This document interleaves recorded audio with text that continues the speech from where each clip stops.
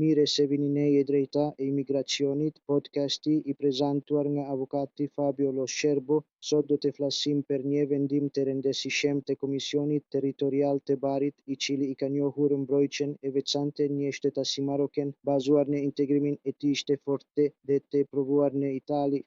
Rasti filloi me një kërkesë për mbrojtje ndërkombëtare, e cila u refuzua pasi nuk ekzistonin arsye për përsekutim apo rrezik serioz në rast kthimi në vendin e origjinës. Megjithatë, Komisioni theksoi një aspekt thelbësor: kërkuesi jeton dhe punon në Itali prej vitesh, ka një kontratë kirage, një punë të qëndrueshme në sektorin e ndërtimit, marrëdhënie shoqërore të forta dhe merr pjesë aktivisht në jetën e komunitetit lokal. Vendimi nënvizon parimin e integrimit efektiv si një e drejtë e mbrojtur ligjërisht sipas nënit 8 të Konventës Evropiane për të drejtat e njeriut. Ky e garanton respektimin e jetës private dhe familjare.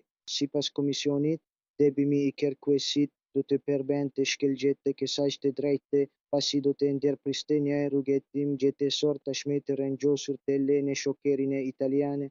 Ky vendim konfirmon një orientim gjithë një emet e kartë juridik. Mbrojtja e veçantë nuk është një mjedisor apo i përkohshëm, por një instrument juridik që mbron vetë thelbin e identitetit njerëzor. Kur i huaji ka ndërtuar në Itali shtëpinë, identitetin dhe të ardhmen e tij.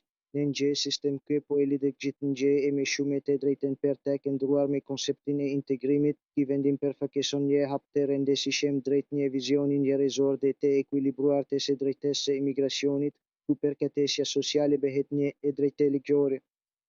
Unë jam avukati Fabio Lo Scerbo. Mund të më ndihni në Spreaker, Amazon Music dhe në të gjitha rrjetet e mia sociale për t'u informuar mbi rastet, vendimet dhe rrezikët në fushën e të drejtës së imigracionit. Shihem në episodin e ardhshëm të e drejta e imigracionit.